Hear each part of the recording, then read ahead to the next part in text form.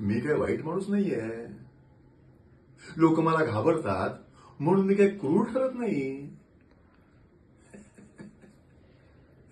भीती ही एक शक्ती असते आणि शक्तीशिवाय राज्य चालू शकत नाही. काय शेतजमीन त्यांनी ती गमावली आहे, मी कमावली आहे ती. धड काम केलं असतं ना तर 2 वेळचं खायला मिळालं असतं त्यांना. कर्ज? अरे मी देतो ना कर्ज, कारण मला तो अधिकार आहे.